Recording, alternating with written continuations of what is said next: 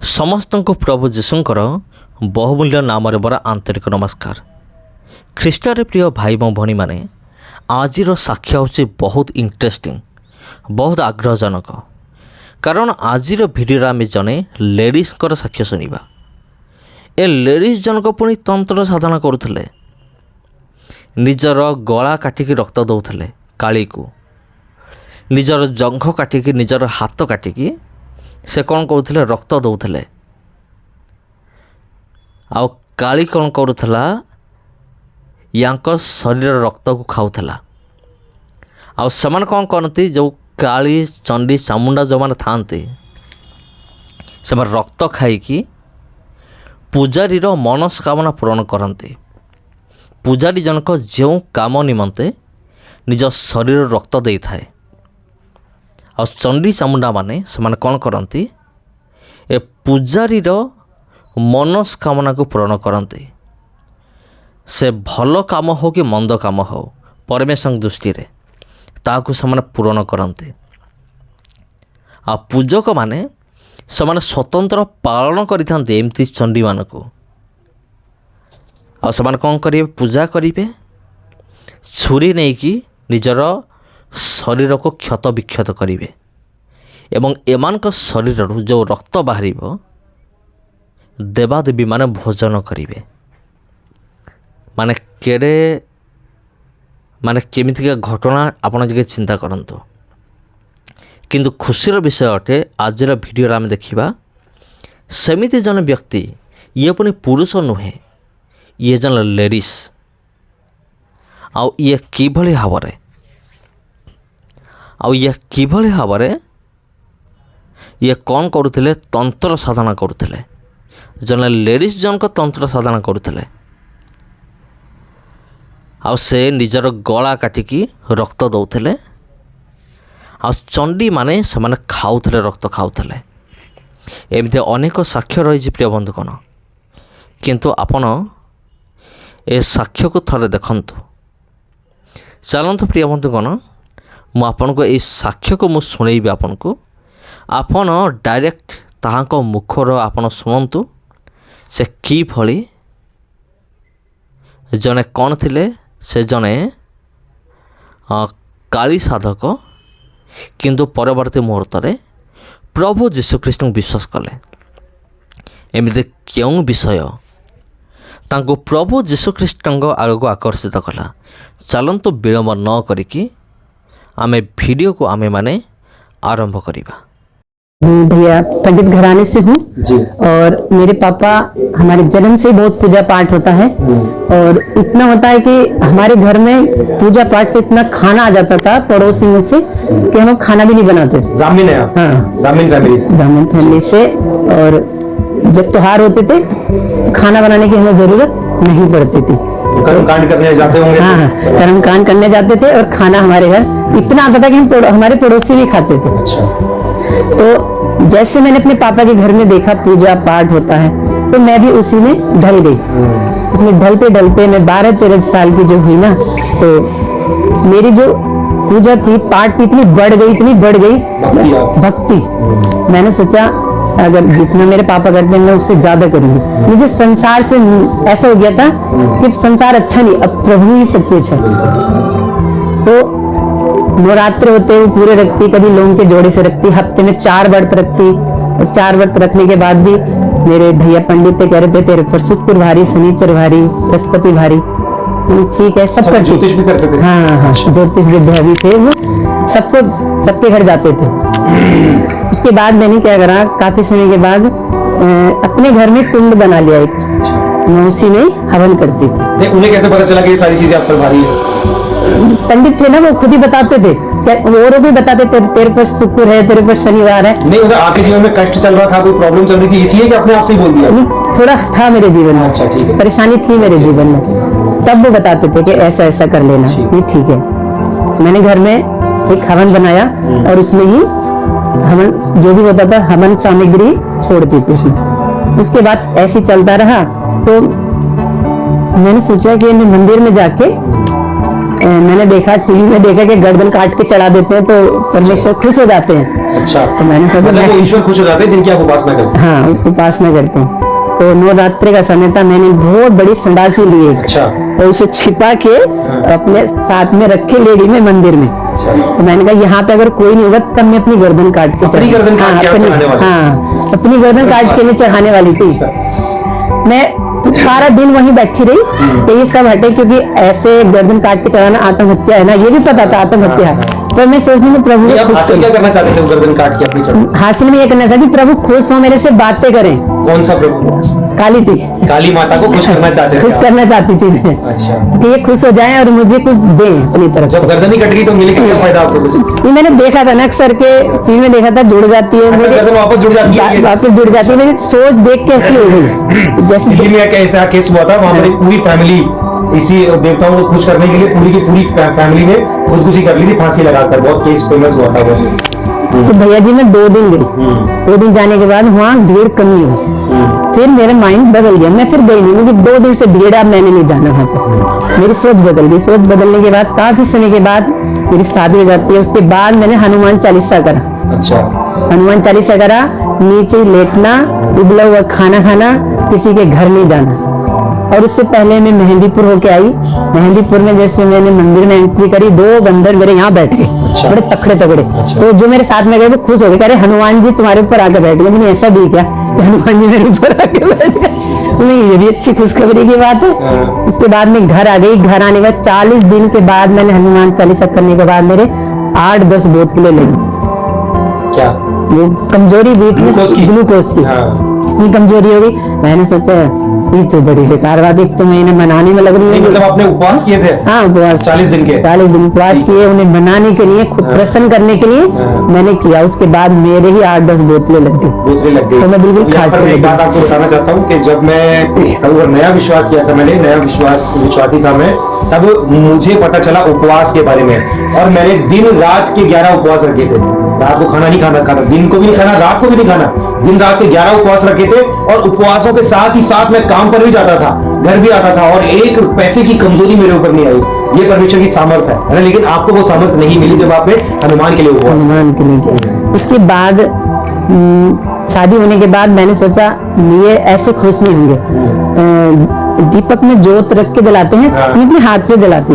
अच्छा, हाँ मेरा हाथ जलता था, मैं जलने दो, खुश हो, ये खुश हूँ किसी तरह से। मैं तस्वीर को लेकर रोती थी, तस्वीर को लेकर रोती थी, सारी तस्वीर धुल जाती थी, ना तो आवाज आती थी उसमें से।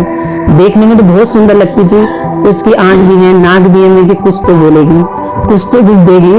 बड़ी भूख थी मेरे अंदर से, मैं प्रभु मिले, मुझे आवाज आए, अब ईश्वर है, हम है तो ईश्वर भी होगा।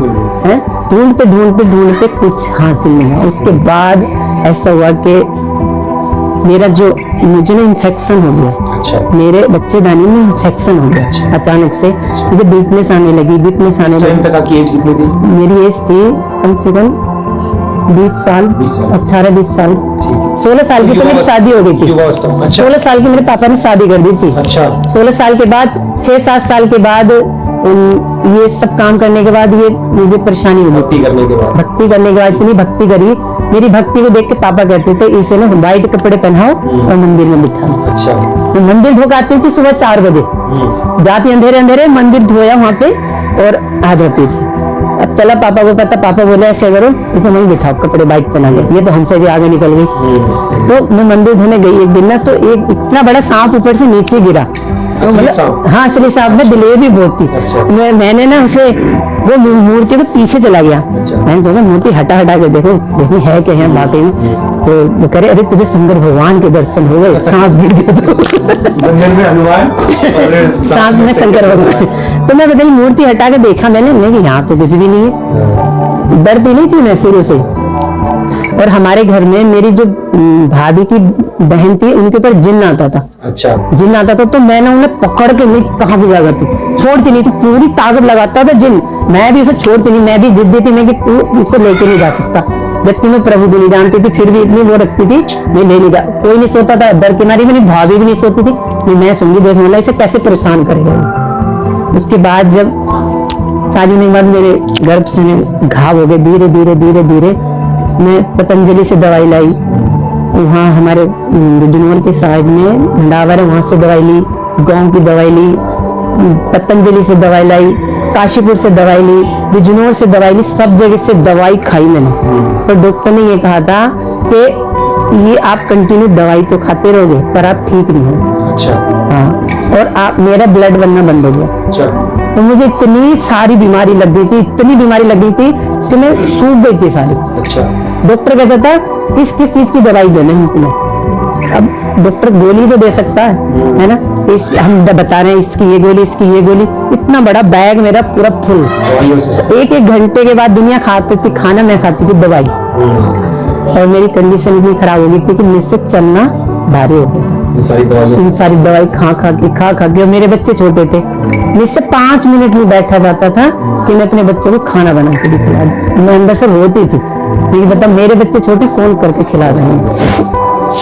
ऐसे चलता रहा। और जब डॉक्टर ने कहा कि अगर हम आपका ऑपरेशन भी करेंगे ना तो पहले आपके ब्लड चढ़ेगा और उसके बाद ऑपरेशन होगा, उसकी भी हम गारंटी नहीं देंगे।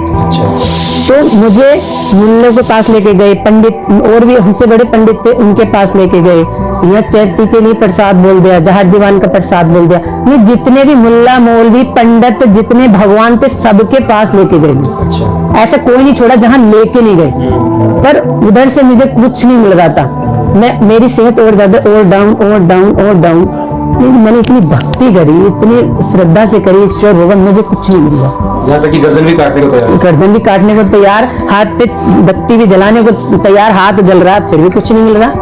तो उसके बाद क्या हुआ कि मैंने बोल दिया बच्चों के पापा से, मेरे पापा के घर छोड़ दिया, क्योंकि मैं बेड पर रहती थी हर समय, दीवारों को पकड़ के मैं वॉशरूम जाती थी। ये कंडीशन हो गई थी। डॉक्टर ने कह दिया था ये कुछ समय के मेहमान है, तुम्हें खिला दो जो भी करना तुम्हें, क्योंकि मैंने सोचा ये पैसे लेके ऑपरेशन कर रहे हैं फिर भी ये गारंटी नहीं ले रहे, तो इससे अच्छा तो मैं दवाई खाते मर जाऊं। हमारे पास इतना बजट ही नहीं रहता कि हम 70-80 हजार जमा करते वहां पे, और ब्लड के लिए अलग जमा करते। 2-3 बोतलें ब्लड चढ़ता, उसके बाद मेरा कहीं ऑपरेशन होता, उसके बाद भी गारंटी नहीं। मना कर दी उन लोगों ने। मैंने कहा हमें नहीं करवाना, मुझे घर ले जाओ। घर ले जाने के बाद मैं पड़ी रहती थी। मेरी मम्मी नहीं थी, पापा थे, भाभी भैया किसी का कोई ध्यान नहीं रखता। उसके बाद मेरे घर पे मुझे ये ध्यान नहीं रहा, भाई आए थे या बहन आई थी कोई सुसमाचार लेकर आई मेरे घर, यीशु मसीह के बारे में मुझे बताने के लिए आई। तो उन्होंने कहा अगर आप विश्वास करोगे बहन तो आप उठ के खड़े हो जाओगे, चलने लग जाओगे। मैंने कहा इतने सारे भगवानों को तो आप जानते थे उनको जो आपके घर पे आई सुसमाचार लेकर? वो हमारे गाँव से आई थी। और उनको बताया किसने था? क्योंकि पड़ोस में सबको मालूम पड़ गया था। देखने आते थे ना, मुझे कहते थे हाय तो खत्म, हाय मतलब हाथ फिर हल्दी से हो गए थे। जब ब्लड ही नहीं बनेगा तो वो बिल्कुल है ही नहीं। तो उन्होंने मुझे प्रभु के बारे में बताया कि प्रभु यीशु में आज से प्रभु यीशु सन 2000 वर्ष पहले आए, हमारे लिए मारे गए, गाड़े गए, तीसरे दिन जी उठे, और अगर आप विश्वास करोगे तो आप बिल्कुल ठीक हो जाओगे। मैंने कहा इतने सारे भगवान थे, वो ठीक ना करते यीशु कैसे ठीक कर लेगा। मतलब अंदर से जब हम विश्वास मर जाता ना तो कोई कुछ भी कह के आओ ना हमारे पास, हमें विश्वास नहीं होता। मैंने बड़े मरे मन से उस पर क्या करा, विश्वास। मैंने कहा ठीक है आप इतना क्या ये होता ना भैया कि जब हम बीमार होते ना कोई कहेगा जब भंगी के घर जाके खा लेगा बंदा, मरता क्या ना करता, कर लेगा। वैसे अगर हम ठीक हैं तो उसका घमंड ऊपर आसमान की तरह रहता है, क्योंकि हमारे पापा के आगे ना ये छोटी जाति वाले खड़े रहते थे। अच्छा। हाँ, हाथ जोड़ के खड़े रहते थे। मैं सोचती थी बताओ इन्हें क्या सजा मिल रही है, ये क्यों खड़े हैं। तो उस समय में उन्होंने बता के मुझे विश्वास दिला के और नया नियम दे के मुझे चले गए। तो बहन विश्वास करके पढ़ना इसे तो तुम ठीक हो जाओगे, और संडे में भवन में आराधना में आना। तो मैंने कहा ठीक है चल के देखो वहाँ पे भी क्या होगा। मैं चली गई वहाँ पे, मैं अपने बेटे को लेके उसका हाथ पकड़ के चला नहीं जा रहा था, मैं धीरे मैं सड़क पे गई, और एक ट्रैक्टर लारी भर के आती थी दूसरे गांव से, मुझे बिठा के भवन में ले जाती, आराधना सुनती, प्रार्थना सुनती, फिर वापस आती, फिर वापस आके फिर से मैं अपना कर्म कांड करती, पूजा पाठ करती, आराधना से आके मतलब शरीर में जान नहीं है फिर भी घंटे हिला रही है। साक्ष्य टिके लंबा है किंतु आपण ए साक्ष्य माध्यम रे ही जानि पारिबे। प्रभु जीशु ख्रीष्ट त्राणकोटा उद्धारकोटा केमिति ताहांकु एही दीदी जणको केमिति ग्रहण करि अछन्ते ताहा से आगको कहि अछन्ते। आपण समस्त जानिबा दरकार प्रभु जीशु ख्रीष्ट स्वर्ग छाड़िकी ए धरा पृष्ठ को मो पाई एवं आपनको पाई मुक्ति निमंते आमानको पाई जीवन दे अछन्ते। आ से प्रभु को आपण ए वीडियो रे ही जानिबे जे प्रकार एही दीदी जणको जानि अछन्ते। तेबे चलंतु आगको आपण माने देखंतु। खूब घंटी लाती घर आके, इतनी ताकत पता नहीं कहां से आती थी, जबकि खाट पे पड़े न वॉशरूम जाया जा रहा न बाहर जाया जा रहा, भवन में जाती रही, घर में आके घंटी भी लाती, क्योंकि मुझे बताने वाला कोई नहीं। जो वहाँ के पास्टर थे वो भी वचन सुनाया, अपने अपने घर जाए। काफी समय चलता रहा 1-2 महीने, तो मुझे ऐसा लगा जैसे मेरे हाथ पैर में जान से आ गई, तो मैं चलने धीरे धीरे चलने लग गई। मैंने कहा यीशु के नाम में है तो कुछ जरूर। तो सारे भगवानों ने कुछ नहीं करा, सिर्फ यीशु के नाम में मुझे हो गया डॉक्टर फेल, वैद फेल, हकीम फेल, और जी मुल्ला मौलवी फेल, और एक नाम मिला यीशु, वो बल दे रहा मुझे, ताकत दे रहा मुझे। ऐसे होते होते साल भर हो गया और मैं बिल्कुल ठीक, बिल्कुल ठीक, हाथ पैर बिल्कुल ऐसे लाल लाल से हो गए। तो मैं अपनी बहन के घर गई, मैंने कहा कि तेरे अंदर ब्लड नहीं बन रहा, तो तुम नब्बा के यहाँ पे। मैं अपने ब्लड को नब्बाने गई, डॉक्टर ने 2 घंटे बाद रिपोर्ट दी, और डॉक्टर ने कहा कि आपका ब्लड पूरा है। क्या हुआ? ब्लड बनना चालू हो गया? क्या हुआ? नहीं बना नहीं, पूरा है। नहीं बनना चालू हो गया, जब आप आराधना में जाने लगे ब्लड बनना शुरू हो गया था। मैं कह रही हैरान हो गई, मैं ऐसा कैसे हो गया, जबकि बन नहीं रहा था, डॉक्टर ने मना कर दी थी। अब इतना हो गया कि फुल हो गया, पूरा हो गया, ये कैसे हो गया? आप आराधना में जाते थे, तो क्या यीशु मसीह ने आपसे कुछ लिया, पैसे या कोई गर्दन कटाने की बात, ऐसा कुछ नहीं लिया। आपने कुछ नहीं दिया? नहीं। आपसे किसी से कुछ नहीं मांगा गया? नहीं। आराधना में कुछ नहीं मांगा गया? नहीं। फ्री में प्रभु ने आपको चंगाई भी दी? फ्री में चंगाई दी। उसके बाद काफी समय के बाद मैंने अपने गर्भ से का अल्ट्रासाउंड कराया, दूरबीन के जरिए कराने के बाद मेरा गर्भ से ऐसा हो गया था जैसे बाइक है ना, बिल्कुल साफ एकदम। क्या मतलब कोई दाग नहीं, कोई धब्बा नहीं, कोई पस नहीं, जबकि कंटिन्यू पस जाता था, मुझे बदबू आती थी, मुझसे अपने आप ही संभला नहीं जाता था मुझे। तो एकदम रोग जो बिना ऑपरेशन के ठीक नहीं हो सकता था, वो भी ऑपरेशन होने के बाद भी ठीक नहीं, मतलब वो चीज निकल जाती। वो भी गली सड़ी इतनी हो गई थी अंदर कि डॉक्टर हैरान थे कि ये जीवित कैसे, सांस से कैसे। बड़ी गवाही है, इन्फेक्शन फैल चुका था मेरे अंदर, बहुत बड़ी गवाही। सड़े हुए अंग को ठीक करना और ब्लड बनना रुक गया, वो ब्लड बनने लगा सिर्फ आराधना करने से। ये सिर्फ सच्चा जीवता परमेश्वर कर सकता है और कोई नहीं कर सकता ना। इन्होंने देखना गर्दन भी काटने के लिए ऐसा होता है कि अब देखो, अब आपको क्या लगता है कि आप उस वक्त जिनकी उपासना करते थे वो क्या थे, जिनकी आप उपासना करते थे वो क्या थे? वो तो मुर्दा थे, उनमें तो सांस ही नहीं थी, आंखें थी देख नहीं सकते थे, मुंह था बोल नहीं सकते थे, कान पे सुन नहीं सकते, पैर पे चल नहीं सकते, हम उठा के रखते थे उन्हें, तो उठा के धो रख दो नहीं थे। वो तो उनकी हालत तो ये थी, और अब भी वही हालत है, उठा के लगाते हैं हम लोग उन्हें। इंसानों के परमेश्वर ने जो सृष्टिकर्ता परमेश्वर है ना, उसने हम इंसानों को बनाया और हम अपने हाथों से उस ईश्वर को बनाते हैं, अपने हाथों से बना के कहते हैं कि ये ईश्वर है। तो इस तरह से परमेश्वर ने मुझे आशीष दी, और जब आशीष दी तो ऐसी लगन दी मुझे कि मैं जहाँ भी कहीं गई, जैसे वो सामरी स्त्री को कहा ना, तो मैं कहती देखो मुझे ठीक कर दिया प्रभु ने, मेरा ब्लड पूरा कर दिया। मतलब मेरे अंदर इतनी ऐसा था कि मैं किसे बताऊं जाके, मैं पकड़ के कहती भैया मेरी गवाही सुनो, मैं ठीक हो गई, मैं बिल्कुल अच्छी हो गई, मेरा ब्लड बनना शुरू हो गया, मेरा गर्भ से ठीक हो गया। और लाखों बीमारी थी मुझे, एक थोड़ी, इतनी सारी दवाई एक बार में खाती थी मैं। इसके डॉक्टर कह रहा हमारे पास दवाई नहीं, दबा ले, मना कर देता है डॉक्टर का, किस चीज की दवाई देने तुझे। तो फिर उसके बाद कोई दवाई नहीं, सारी दवाई मेरी ऐसी रखी रही। परमेश्वर ने सारी दवाई से मुझे छुटकारा दिया। अब कितना टाइम हो गया आज आपको प्रभु में? ये जगह 13 साल में परमेश्वर ने इतने चमत्कार किए कि अनलिमिटेड, जहाँ गई चमत्कार, जहाँ गए चमत्कार। ये तो हम सबके साथ ही है, जिनको जो परमेश्वर मसीह को जानते हैं उनकी गवाहियां इतनी बनती है ना, वो गवाहियां सुनाते ही दर्जन निकल जाए।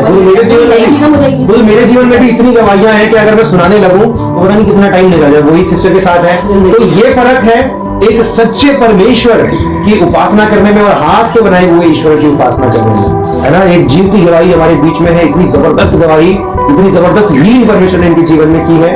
और आज सिस्टर की कंडीशन से जितने भी लोग गुजर रहे हैं, जिनकी कंडीशन ऐसी है जैसी इनकी थी, तो आपके लिए भी यही संदेश है कि आपको भी प्रभु अच्छा कर सकता है। आप इस पर विश्वास कीजिए ठीक है, यीशु मसीह के नाम पर विश्वास करके आप उससे प्रार्थना कीजिए, वो आपकी प्रार्थनाओं को सुनेगा और आपको कहीं जाने की जरूरत नहीं है, आपको कोई कर्म कांड करने की जरूरत नहीं है। जहां पर हो, जिस जगह पर हो, वहीं पर अपने सारे मन से, अपनी सारी शक्ति से बोलिए, प्रभु यीशु मसीह, मैं अपना जीवन आपको देता हूं, मैं अपनी जीवन आपको देती हूँ, मुझे मेरी परेशानियों से बाहर निकालिए, मुझे मेरी बीमारियों से बाहर निकालिए। और 101% गारंटी मैं अपने मेरे जीवन के तजुर्बे से और मैं अपने आप से, मेरी तरफ से आपको गारंटी दे सकता हूँ, 101% आपको जवाब मिलेगा और आपका जीवन बदल जाएगा। तो भैया खुद मेरे सामने जॉब चल के आई, अच्छा, सिक्योरिटी की जॉब खुद चल के आई, क्योंकि प्रभु को पता था अभी इसके अंदर थोड़ी सी वीकनेस है और आराम की जॉब चाहिए, आराम की जॉब चाहिए। तो खुद बड़ा डॉक्टर काम मिलेगा। तो परमेश्वर ने खुद मेरे पास किसी को भेजा, आपको सिक्योरिटी की जॉब करनी है, हाँ जॉब तो करनी है। अच्छा, तो तब से मैं एक क्लास भी पास नहीं, एक क्लास भी मैंने पास नहीं करी भैया। और परमेश्वर ने वचन ऐसा वो बुलवाता जैसे कि अंदर छपा हुआ है।